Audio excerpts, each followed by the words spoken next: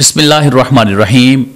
इल्म हदीस पर आज एक इंतहाई अहम और अजीम शान किताब का तारुफ पेश करने जा रहा हूँ। और वो किताब ऐसी किताब है जिस पर उलमा, मुहद्दिसीन इज़ाम सब जिस पर मुत्तले हैं कि ये एक अजीम इमाम उस्मान बिन अब्दुर्रहमान शाहरज़ूरी की किताब है। और वो कौन सी किताब है? जो मुक़द्दिमत इब्न सलाह के नाम से मारूफ है। इमाम इब्न सलाह ने ये किताब लिखी है, जिनका नाम मैंने जिक्र किया है, उस्मान बिन अब्दुर्रहमान, उनकी ये किताब है और मुक़द्दिमा इब्न सलाह के नाम से मारूफ है। इस किताब के बारे में क्या राय है, इसका नाम क्या है, इस हवाले से हम अर्ज़ करेंगे। सबसे पहले तो जो इसका नाम आम तौर पर मारूफ है वो मुक़द्दिमा इब्न सलाह है, और किसी ने उलूमुल हदीस और किसी ने मारिफतु उलूमिल हदीस का इसका नाम बताया है। लेकिन सबसे पहले हम इसका नाम देखते हैं कि खुद मुसन्निफ ने इसके बारे में क्या फरमाया है। मुसन्निफ किताब इमाम इब्न सलाह रहमहुल्लाह फरमाते हैं इसके शुरू में, वो जहाँ पर इसकी वजह बयान करते हुए वो ये फरमाते हैं, अन अजमा बि किताबी मारिफती अनवाई इल्मिल हदीस। ये फरमाते हैं कि मैंने देखा कि मुख्तलिफ मसाइल जो हैं वो बिखरे पड़े हैं, और एक ऐसी किताब हो जो बाकायदा तरतीब के साथ हो और लोगों को उसका फ़ायदा हो, और इल्म मुस्तलह हदीस के अंदर एक ज़बरदस्त किस्म की किताब हो। तो उसके बाद ये ज़िक्र करने के बाद फरमाते हैं कि फिर मैंने किताब को जमा किया, और आगे लफ्ज़ क्या फरमाते हैं, अन अजमा बि किताबी मारिफती अनवाई इल्मिल हदीस। तो इसका मतलब है कि वो किताब का लफ्ज़ लाने के बाद वो फरमाते हैं मारिफती अनवाई इल्मिल हदीस। तो ज़्यादा मुनासिब यही है कि इसका वही नाम रखा जाए जो बाकायदा तौर पर इस किताब के मुसन्निफ ने जिक्र किया है, मारिफतु अनवाई इल्मिल हदीस। और चूँकि ये शोहरत पकड़ गई और मुक़द्दिमा इब्न सलाह के नाम से मारूफ हो गई, इसलिए अब सब ही इसका जो नाम लेते हैं वो मुक़द्दिमा इब्न सलाह है। तो मुक़द्दिमा इब्न सलाह का आज हम तारुफ समझेंगे। सबसे पहले मुहद्दिसीन किराम ने इस किताब के बारे में क्या फरमाया है। तो इस हवाले से इमाम ज़ैनुद्दीन इराक़ी रहमहुल्लाह ने चूँकि इस किताब पर बड़ा काम किया है, तो उनका कौल हम सबसे पहले मुलाहिज़ा करेंगे कि वो क्या फरमाते हैं। फरमाते हैं, फ़इन्ना अहसना मा सन्नफ़ा अहलुल हदीसी फ़ी मारिफ़तिल इस्तिलाही किताब उलूमिल हदीसी इब्न सलाह। वो फरमाते हैं कि मुहद्दिसीन किराम ने जो इस्तिलाहात की मारिफत में किताबें लिखी हैं, उनमें जो एक ज़बरदस्त किस्म की और बेहतरीन और ख़ूबसूरत तरीन किताब है वो इमाम इब्न सलाह की उलूमुल हदीस किताब है। यानी इमाम ज़ैनुद्दीन इराक़ी एक बड़ी शख्सियत हुए, और ये वही शख्सियत हैं जो इमाम इब्न हजर अस्कलानी के भी उस्ताद हैं, जो इमाम बुसीरी मुहद्दिस के भी उस्ताद हैं, और इमाम नूरुद्दीन हैसमी के भी उस्ताद हैं। तो ये एक बड़ी शख्सियत है इमाम ज़ैनुद्दीन इराक़ी, जिन्होंने इस किताब को एक इंतहाई ज़बरदस्त किताब करार दिया है। अभी मैं तारुफ करवाऊँगा उन्होंने ख़ुद इस किताब के ऊपर क्या काम किया है। इनके अलावा बुरहानुद्दीन अब्नासी, जिन्होंने मुक़द्दिमा इब्न सलाह की बाकायदा तौर पर शरह भी लिखी है, जिन्होंने मुक़द्दिमा इब्न सलाह पर बाकायदा तौर पर काम किया है, अश-शज़्ज़ा अल-फ़य्याह के नाम से उन्होंने इस पर काम किया। तो वो क्या फरमाते हैं बुरहानुद्दीन अब्नासी, वो फरमाते हैं, इन्ना किताबहु हाज़ा अहसनु तसनीफ़िन फ़ीही। वो फरमाते हैं कि ये जो किताब इमाम इब्न सलाह की किताब है, ये इस फ़न में बहुत ही ज़बरदस्त किस्म की किताब है। इसके अलावा दीगर मुहद्दिसीन किराम ने जिन्होंने इस किताब पर काम किया, उन्होंने इसकी तारीफ़ बयान की और इस किताब को बेहतरीन किताब करार दिया है। इमाम इब्न सलाह रहमहुल्लाह की ये जो किताब है मुक़द्दिमा, इस पर जो मुहद्दिसीन किराम ने काम किया है वो काम मैं आपके सामने पहले रखूँगा, फिर उसके बाद इस किताब का जो मनहज व उसलूब है वो आपके सामने बयान करूँगा। सबसे पहले बात करते हैं इसकी शुरुआत और इख्तिसारात, और इसके ऊपर जो मंजूम सूरत में किताबें लिखी गई हैं उनकी बात करते हैं। लेकिन उस ज़िक्र से पहले इमाम इब्न हजर अस्कलानी रहमहुल्लाह का एक कौल ज़िक्र करना इंतहाई ज़रूरी है, ताकि हमें पता चले कि इस पर محدثین کرام نے کس قدر کام کیا ہے۔ تو امام ابن حجر اسقلانی رحمہ اللہ آپ یہ فرماتے ہیں فَلَا يُحْصَى كَمْ نَازِمٍ لَهُ وَمُخْتَصِرٍ وَمُسْتَدْرِكٍ عَلَيْهِ وَمُقْتَصِرٍ وَمُتَعَارِضٍ لَهُ وَمُنْتَصِرٍ۔ یہ قول بڑا اہم ہے جو امام ابن حجر اسقلانی رحمہ اللہ نے مقدمہ ابن صلاح کے حوالے سے لکھا۔ وہ فرماتے ہیں کہ یہ تو شمار ہی نہیں کیا جا سکتا کہ کتنے لوگوں نے اس کو منظوم شکل میں لکھا ہے، اس کو ترتیب دیا ہے اور اس کا اختصار کیا ہے اور اس پر کام کیا اور اس کو وضاحت کے ساتھ لکھا یا اس کو مختصر کر کے لکھا، اور کتنے لوگوں نے اس کے ساتھ اس کی رائے کے ساتھ، یعنی جو امام ابن صلاح ہیں ان کی رائے کے ساتھ تعارض کیا ہے، اور کتنوں نے اس کی جو حمایت میں ہے وہ لکھا ہے، یعنی کتنے لوگوں نے اس کی حمایت میں لکھا اور کتنے لوگوں نے ان کے خلاف لکھا ہے۔ اس پر ایک بہت بڑا جو ہے وہ کتابوں کا ایک انبار ہے، کتابوں کی پوری لائبریری ہے جو مقدمہ ابن صلاح پر لکھی گئی ہے، جس کی طرف اشارہ امام ابن حجر اسقلانی رحمہ اللہ نے کیا ہے۔ تو اب ہم آتے ہیں کہ وہ کون کون سی کتابیں۔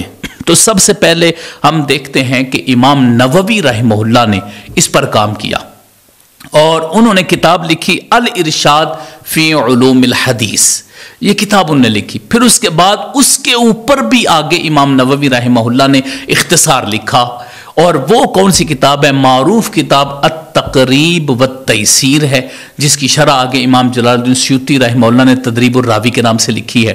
تو امام نووی رحمہ اللہ نے اس پر باقاعدہ کام کیا اور دو کتابیں امام نووی رحمہ اللہ کی سامنے آئیں جو مقدمہ ابن صلاح پر ہے، ایک الارشاد اور دوسری التقریب والتیسیر۔ تو اس کا مطلب ہے کہ امام نووی رحمہ اللہ نے بھی اس کتاب کے اوپر کام کیا ہے۔ دیکھیں کتنے عظیم آئمہ ہیں جنہوں نے اس پر کام کیا۔ پھر اس کے بعد معروف امام زین الدین عراقی رحمہ اللہ، انہوں نے بھی اس پر کتابیں لکھی۔ سب سے پہلے امام زین الدین عراقی رحمہ اللہ کتاب التقیید والایضاح کتاب ہے، یہ امام عراقی رحمہ اللہ کی، زین الدین عراقی رحمہ اللہ کتاب ہے التقیید والایضاح شرح مقدمۃ ابن صلاح، یہ کتاب ہے ان کی۔ اس کا تعارف تو انشاءاللہ العزیز ہم علیحدہ کروائیں گے، لیکن یہاں پر صرف اتنا بتانا مقصود تھا کہ انہوں نے مقدمہ ابن صلاح پر کام کیا ہے اور اس کتاب کا نام التقیید والایضاح رکھا ہے۔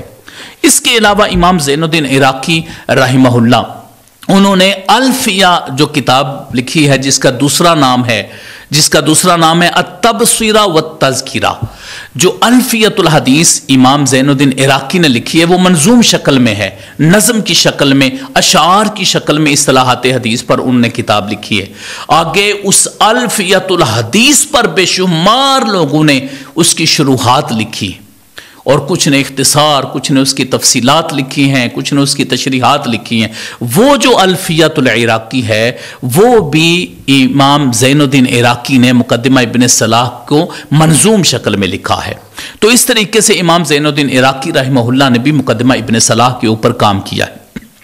ان کے علاوہ امام سراج الدین بلقینی رحمہ اللہ، انہوں نے بھی اس پر کتاب لکھی محاسن الاصطلاح، یہ اس کی اہم ضروری باتیں تھیں، اس کی وضاحت انہوں نے لکھ دی۔ علامہ سراج الدین بلقینی رحمہ اللہ نے محاسن الاصطلاح کے نام سے لکھی ہے۔ پھر اس کے بعد اور جو ائمہ اکرام نے اس پر کام کیا ان میں امام ابن حجر اسقلانی رحمہ اللہ سر فہرست ہیں جن نے مقدمہ ابن صلاح پر کام کیا۔ ایک ان کی کتاب ہے امام ابن حجر اسقلانی کی النکت علی کتاب ابن صلاح، یہ امام ابن حجر اسقلانی رحمہ اللہ نے مقدمہ ابن صلاح کے اوپر کتاب لکھی ہے، کہیں پر ان سے اختلاف کیا، کہیں پر اتفاق کیا اور کہیں پر ان کے الفاظ کی وضاحت کی۔ باہر کیف اس کتاب کا بھی تعارف علیحدہ ہے، یہاں پر صرف ہم ایک اشارہ دے رہے ہیں کہ امام ابن حجر اسقلانی نے النکت علی مقدمہ ابن صلاح کے نام سے مقدمہ ابن صلاح کے اوپر کتاب لکھی ہے۔ تو ایک کام امام ابن حجر اسقلانی رحمہ اللہ کا النکت کے نام سے ہے، اور دوسرا جو کام ہے امام ابن حجر اسقلانی رحمہ اللہ کا وہ ہے نخبۃ الفکر کے نام سے، نخبۃ الفکر فی مصطلح اہل العصر، جو امام ابن حجر اسقلانی کی کتاب ہے، جس کے اوپر ان کی آگے شرح ہے نزہۃ النظر فی توضیح نخبۃ الفکر، یہ نزہۃ النظر ہے۔ تو امام ابن حجر اسقلانی رحمہ اللہ نے جو اس کو بالکل مختصر کر کے شارٹ بالکل اختصار کے ساتھ جو لکھی ہے، یہ نخبۃ الفکر یقیناً اسی کا ہی اختصار ہے جس کو مقدمہ ابن صلاح کہتے ہیں۔ تو امام ابن حجر اسقلانی رحمہ اللہ نے بھی مقدمہ ابن صلاح کے اوپر کام کیا۔ ان کے علاوہ علامہ بدر الدین زرکشی رحمہ اللہ معروف محدث ہیں، انہوں نے بھی النکت علی مقدمۃ ابن صلاح پر کتاب لکھی ہے، اور اس کے اندر انہوں نے مقدمہ ابن صلاح کے الفاظ کی وضاحت کی اور اس کی شرح لکھی۔ علامہ بدر الدین زرکشی رحمہ اللہ نے النکت کے نام سے اس پر کام کیا ہے۔ تو اب اگر ہم دیکھیں کہ اس پر یہ معروف محدثین کرام، جن میں امام نووی ہیں، امام زین الدین عراقی ہیں، ابن حجر اسقلانی ہیں، بدر الدین زرکشی ہیں، یہ معروف شخصیات ہیں جنہوں نے اس کتاب کے اوپر کام کیا۔ کسی نے اس کی شرح لکھی، کسی نے اس کا اختصار لکھا، کسی نے اس کو منظوم شکل میں لکھا۔ تو ان کے علاوہ بھی ابن کثیر دمشقی کی کتاب ہے الباعث الحثیث الی اختصار علوم الحدیث، وہ بھی مقدمہ ابن صلاح کا اختصار ہے۔ اور اس کے علاوہ برہان الدین ابناسی کی بھی کتاب الشذا الفیاح کے نام سے کتاب ہے، یہ بھی مقدمہ ابن صلاح کے اوپر کتاب ہے ابناسی کی۔ تو اس کا مطلب ہے کہ یہ وہ شخصیات ہیں جنہوں نے مقدمہ ابن صلاح پر کام کیا ہے۔ اس کے علاوہ موجودہ دور کے جو محققین و مخرجین ہیں، انہوں نے بھی اس پر کام کیا، اور دیگر محدثین کرام نے بھی بہت زیادہ اس کی شروحات لکھی ہیں۔ وہ ایک بہت لمبی چوڑی تفصیل ہے، اس لیے میں اس کی طرف نہیں جا رہا، صرف جو معروف محدثین کرام نے اس پر کام کیا ہے وہ میں نے ذکر کیا یہاں پر۔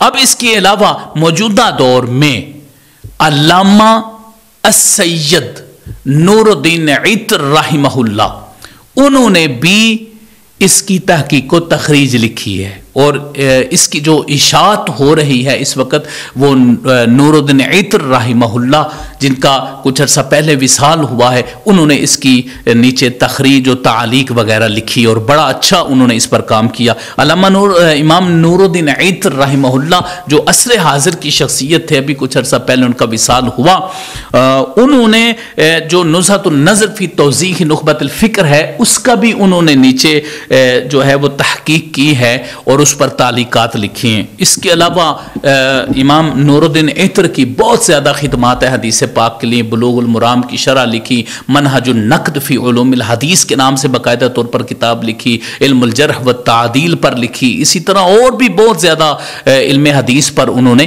نور الدین عطر رحمہ اللہ سید پاک تھے، انہوں نے اس پر کام کیا۔ اور عطر کا لفظ جو ہے یہ عطرت ہی سے انہوں نے لیا ہے، کیونکہ وہاں پر وہ اپنے نام کے ساتھ سید کا ذکر نہیں کرتے تھے، تو انہوں نے اپنی نسبت کو قائم کرتے ہوئے عطرتی ہی سے عطر لیا ہے۔ تو عین کے کسرہ کے ساتھ اور تا کے سکون کے ساتھ نور الدین عطر آئے گا۔ تو یہ وہ شخصیات ہیں جنہوں نے مقدمہ ابن صلاح پر کام کیا، اور میں یہ بتا رہا ہوں کہ اس کی بہت لمبی چوڑی تفصیل ہے، میں صرف اختصار کے ساتھ اس طرف آ رہا ہوں۔ تو یہ وہ چند کام تھے جو مقدمہ ابن صلاح پر محدثین کرام نے کام کیا۔ اب آپ خود بتائیں کہ اگر اس کی شروحات اور اس کی نظم میں اور تحقیقات میں امام زین الدین عراقی ہوں، امام نووی ہوں، ابن حجر اسقلانی ہوں، بدر الدین زرکشی ہوں، تو اس کتاب کی کتنی اہمیت ہوگی۔ تو مقدمہ ابن صلاح امام ابن صلاح شہرزوری رحمہ اللہ نے لکھی ہے، یہ کتاب انتہائی اہمیت کی حامل ہے۔ اب آتے ہیں اس کتاب کے اسلوب کی طرف، اور اس کے اندر جو موجود مواد ہے اس کی طرف آتے ہیں۔ تو مقدمہ ابن صلاح کے حوالے سے شروع میں تو باقاعدہ طور پر انہوں نے لکھا ہے کہ میں نے یہ کتاب جمع کی ہے تاکہ میں ایک نظم میں، ایک کتاب میں، ایک لڑی میں اس کو پرو سکوں، ان تمام اصطلاحات کو۔ تو پھر بڑے ہی احسن طریقے سے پہلی کتابوں کو ملوز خاطر رکھتے ہوئے انہوں نے کیا کیا، جس طرح امام حاکم رحمہ اللہ کی معرفت علوم الحدیث ہے، اس طرح باقی کتب ہیں، تو ان سے بھی انہوں نے استفادہ کیا، اور اس کتاب کو اصطلاحات حدیث میں بالخصوص ایک بنیادی کتاب اور جامع کتاب کہا جاتا ہے، جو ابتدائی طور پر لکھی گئی کتاب ہے، بالکل بنیادی کتاب ہے۔ اور امام ابن صلاح رحمہ اللہ نے اس مقدمہ کے اندر، اس پوری کتاب کے اندر जो अनवा बयान की हैं वो 65 है, 65 अनवा है। बाद ने 66 भी जिक्र की हैं, लेकिन जो मौजूद हैं, जो किताब के अंदर मज़कूर हैं, वो 65 हैं। तो 65 अनवा उन्होंने जिक्र किए हैं। और फिर जितने भी जिक्र की, हर नौ के शुरू में, हर नौ के शुरू में मारिफत का लफ्ज़ उन्होंने इस्तेमाल किया है। मसलन मारिफतुल सहीह मिनल हदीस, मारिफतुल हसन मिनल हदीस, मारिफतुल दईफ, मारिफतुल मुस्नद, मारिफतुल मुत्तसिल, मारिफतुल मरफू, मारिफतुल मौकूफ, मारिफतुल मक़तू, मारिफतुल मुरसल, मारिफतुल मुनक़ति, मारिफतुल मुअदल, मारिफतुल तदलीस, मारिफतुल शाज़, मारिफतुल मुनकर, मारिफतुल इतराब वल मुताबिआत, मारिफतुल ज़ियादात सिक़ात, मारिफतुल अफ़राद, मारिफतुल हदीसिल मुअल्लल, मारिफतुल मुस्तरिब, मारिफतुल मुदरज, मारिफतुल हदीसिल मौदू, मारिफतुल मक़लूब। इसी तरह ही आगे ये तमाम जितने भी हैं, मैंने ये जिक्र इसलिए किए ताकि आपके ज़हन में ये भी बैठ जाए कि इसके अंदर मवाद कौन सा है। फिर उसके बाद मारिफतु सिफ़त मन तुक़बल रिवायतुहु, मारिफतु कफ़ियत सिमाइल हदीसी, मारिफतु किताबतिल हदीसी, मारिफतु कफ़ियत रिवायतिल हदीसी, मारिफतु अदाबिल मुहद्दिसी, मारिफतु अदाबि तालिबिल हदीसी, मारिफतुल मशहूर मिनल हदीसी, मारिफतुल गरीबी वल अज़ीज़ी। इसी तरह आगे सारी तफसील है जो उन्होंने बयान की, और ये 65 इन्होंने अनवा कायम की हैं। तो ये एक बहुत बड़ा मवाद है जो उन्होंने इस किताब के अंदर जिक्र किया। और इसका आगाज जो आप फरमाते हैं वो अन्नौउल अव्वलु मिन अनवाइ उलूमिल हदीसी मारिफतुस सहीह मिनल हदीस, वो सही से इसका आगाज करते हैं। तो इमाम इब्न सलाह रहमहुल्लाह की ये अजीम शान काविश है जो उन्होंने की है। अब इसका मनहज व उसलूब क्या है, मैं आपके सामने इस किताब का मनहज व उसलूब रखूंगा कि उन्होंने क्या तरीक़ाकार इख्तियार किया। एक तो उमूमी तौर पर जब भी वो किसी नौ का जिक्र करते हैं तो शुरू में उस इल्म की अहमियत और उसकी इफादियत का जिक्र करते हैं कि ये फ़न कितना अहम है इस एतबार से और उसकी अहमियत क्या है। एक तो ये जिक्र करते हैं, और दूसरा जब भी कोई तारीफ़ात करते हैं मुख्तलिफ इस्तिलाहात की, तो उन तारीफ़ात में मुख्तलिफ अक़वाले उलमा को बयान करते हैं। जहाँ पर इमाम इब्न सलाह रहमहुल्लाह तारीफ़ात ज़िक्र करते हैं, जिस भी चीज़ की तारीफ़ उन्होंने ज़िक्र करनी है, तो उनमें से कई मकामात ऐसे होते हैं कि जहाँ पर इमाम इब्न सलाह रहमहुल्लाह किसी भी मुहद्दिस की तारीफ़ ज़िक्र करते हैं, फिर उसके बाद उनसे अपना इख्तिलाफ करते हैं या जो बेहतर वजह होती है वो ज़िक्र करते हैं। जिस तरह की इसकी मिसाल मैं आपसे अर्ज़ करता हूँ। एक मकाम पर जाकर इमाम इब्न सलाह रहमहुल्लाह फरमाते हैं मारिफतुल मरफू, मरफू हदीस की तशरीह के अंदर फरमाते हैं क़ाल अल हाफिज़ अबू बकर इब्न साबितिन अल मरफू मा अखबर फ़ीहि सहाबिय्यु अन क़ौलि रसूलिल्लाह सल्लल्लाहु अलैहि वसल्लम औ फ़िअलिही।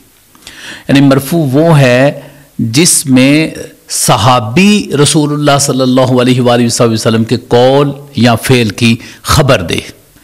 अब यहाँ पर मरफू की ये तारीफ़ की, तो इसकी वजाहत में इमाम इब्न सलाह रहमहुल्लाह फरमाते हैं फ़ख़स्सहु बिस्सहाबती फ़यख़रुजु अन्हु मुरसलुत ताबिई अर रसूलिल्लाह सल्लल्लाहु अलैहि वसल्लम।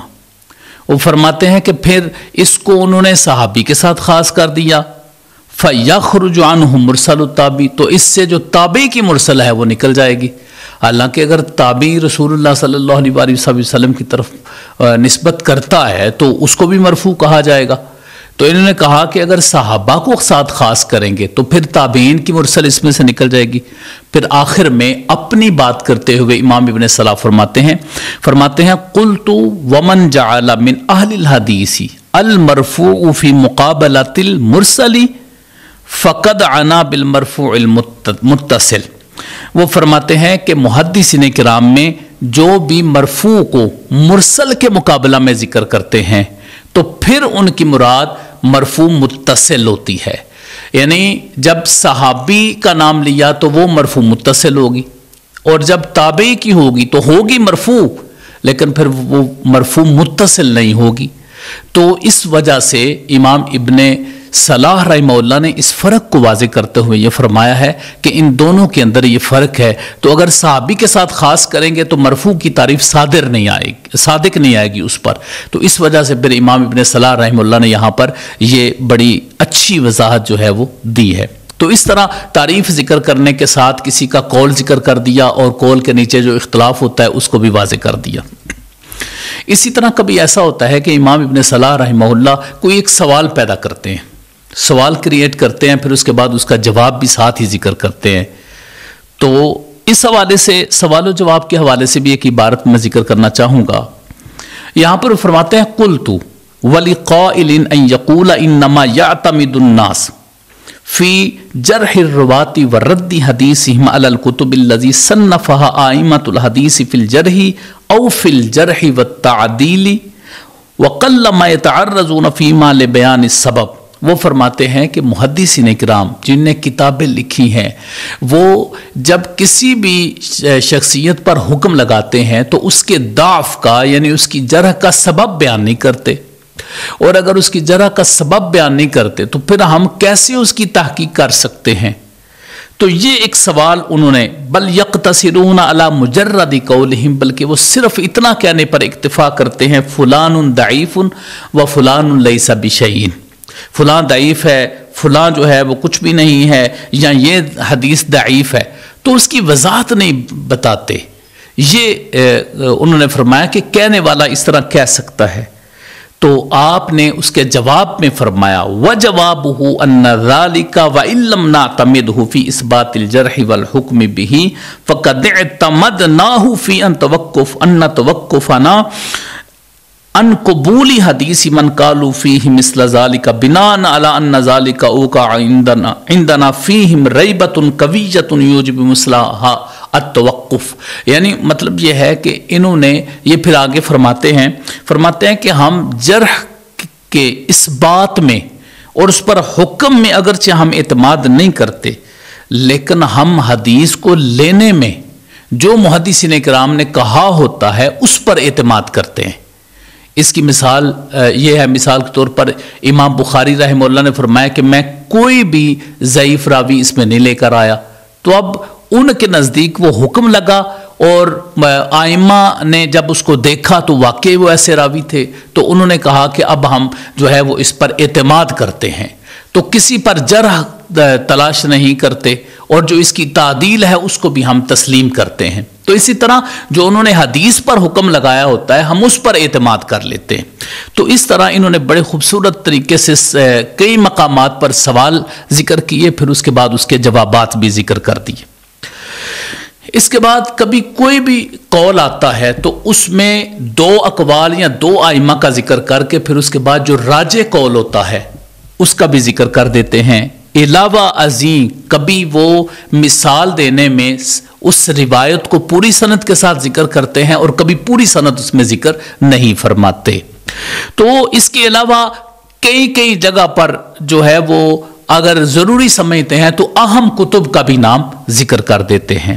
اس کے علاوہ جو امام ابن صلاح رحمہ اللہ نے بڑے ہی خوبصورت طریقے سے جو آپ نے اس کے اندر اصطلاحات رکھی ہیں وہ بڑی ہی نفع بخش ہیں اور بڑی اہم اس کے اندر آپ نے اشارے دیے ہیں۔ مثال کے طور پر آپ نے اس علوم کو امت مسلمہ کے لیے جمع کیا ہے تو بڑی خدمت سر انجام دی ہے۔ تو اب ہم دیکھتے ہیں کہ مرسل کے بارے میں کیا فرماتے ہیں۔ اس کی چند مثالیں چیدہ مختلف جگہوں سے میں ذکر کروں گا تاکہ ہمیں پتہ چلے کہ امام ابن صلاح رحمہ اللہ نے کس طرح کی اس کے اندر ابحاث ذکر کی ہیں اور کس طرح کے علوم اس کے اندر پروئے ہیں۔ تو حدیث مرسل کے بارے میں کیا فرماتے ہیں ثم اعلم ان حکم المرسلی حکم الحدیث الضعیف، کہ مرسل کا حکم حدیث ضعیف والا ہی ہوگا، الا یصح مخرجہ بمجیتہ من وجہ آخر، ہاں اگر کوئی اور طرق ایسا مل جاتا ہے کہ جو صحیح ہوتا ہے تو پھر وہ قابل قبول ہے، یا اس جیسا کوئی اور ایک اور ایسی سند مل جاتی ہے تو اس کی وجہ سے وہ قبولیت کے درجے پر پہنچ جاتی ہے۔ پھر فرماتے ہیں وَلِهَذَا احتج الشافعی رضی اللہ عنہ بمرسلات سعید بن المسیب، اسی وجہ سے امام شافعی رحمہ اللہ نے سعید بن مسیب کی مرسلات کو لیا ہے۔ تو اس کا مطلب ہے کہ مرسل کا حکم ذکر کرنے میں مطلقاً کہا ہے کہ یہ ضعیف ہے، لیکن ساتھ اگر کوئی اور سپورٹ مل جاتی ہے تو پھر اس کو کہیں گے کہ یہ قابل قبول ہے۔ لیکن حضرت سعید بن مسیب رضی اللہ تعالیٰ عنہ جن کا کبار تابعین میں شمار ہوتا ہے، امام شافعی رحمہ اللہ نے ان کی روایت کو قبول کیا ہے، ان کی مرسل روایت کو بھی قبول کیا ہے۔ تو اسی طرح بڑی اہم گفتگو آپ نے مختلف مقامات پر فرمائی، اور اگر ہم دیکھیں کہ روایت کی قبولیت اور عدم قبولیت، یعنی روایت کی قبولیت اور رد حدیث، اس پر بڑی تفصیلی بحث کی ہے امام ابن صلاح رحمہ اللہ نے، اور انہوں نے اس کے اندر 15 مسائل ذکر کیے ہیں حدیث کی قبولیت اور رد حدیث پر، 15 مسائل ذکر کیے، اور اس کو انہوں نے بڑی ہی تفصیل کے ساتھ لکھا، اور 23ویں النوع الثالث والعشرون، 23ویں نوع میں آ کر انہوں نے معرفت صفات من تقبل روایتہ ومن ترد روایتہ وما يتعلق بذالک، اس فصل کے اندر آ کر انہوں نے یہ 15 ذکر کیے۔ مثلا فرماتے ہیں احدھا عدالت الراوی، پہلا جو ہے وہ ان نے عدالت راوی اور اس کی تفصیل لکھی۔ دوسرا یعرف کون الراوی ضابطا، کہ راوی کا ضابط ہونا، اس کی معرفت ہو، ضابط ہونا اس کی قبولیت کے لیے شرط قرار دیا ہے۔ الثالثۃ التعدیل مقبول من غیر ذکر سبب اعلی مذہب الصحیح المشہور، اور انہوں نے یہ فرمایا کہ صحیح اور مشہور مذہب کے مطابق تعدیل بغیر سبب ذکر کرنے کے بھی قبول کی جائے گی۔ اور آگے پھر اس کے بعد آ کر مختلف ابحاث درمیان میں ذکر کی۔ پھر آگے چوتھی میں الرابعۃ اختلافوا فی انہ هل یثبت الجرح والتعدیل بقول واحد، اس پر علماء کرام نے اختلاف کیا کہ ایک قول جرح و تعدیل پر آئے تو کیا وہ جرح و تعدیل کو ثابت کرتا ہے کہ نہیں کرتا، اس کی بحث لکھی۔ پھر الخامسۃ اذا اجتمع فی شخص جرح و تعدیل، جب ایک ہی شخصیت کے بارے میں جرح و تعدیل جمع ہو جائے تو پھر اس کا کیا حکم ہوگا، اس کو بھی انہوں نے بیان کر دیا۔ اسی طرح آگے انہوں نے 15 جو تھے قبولیت اور رد حدیث کے حوالے سے 15 اقوال ذکر کیے، 15 مسائل اس پر بیان کیے اور بالتفصیل بیان کیے۔ تو کتنی خوبصورت کاوش ہے امام ابن صلاح رحمہ اللہ کی طرف سے۔ اب اس کے بعد آتے ہیں جی ایک اور مثال میں آپ کے سامنے پیش کرنا چاہتا ہوں کہ انہوں نے معرفت المختلف والمختلف من الاسماء والانصاب وما يلتحق بها کے بارے میں کیا فرمایا۔ یہ النوع الثالث والخمسون ہے، یعنی 53 نوع ہے یہ۔ تو اس کے بارے میں ذکر کرتے ہوئے المختلف والمختلف کی تعریف میں فرماتے ہیں وَهُوَ مَا يَعْتَلِفُ أَن يَتَّفِقُ فِي الْخَطِّ صُورَتَهُ وَيَخْتَلِفُ فِي اللَّفْظِ صِيغَتُهُ، یہ فرمایا کہ وہ جو خط میں ایک جیسا ہو، یعنی لکھائی میں جو حروف لکھے جا رہے ہیں وہ ایک جیسا ہو، لیکن اس کا صیغہ بدل جائے، اس کا تلفظ بدل جائے۔ مثال کے طور پر نیچے ذکر کرتے ہوئے فرماتے ہیں فی القسم الاولی سلام و سلام، اب دونوں ایک جیسے ہیں لیکن ایک شد کے ساتھ ہے اور ایک شد کے بغیر ہے، سلام و سلام۔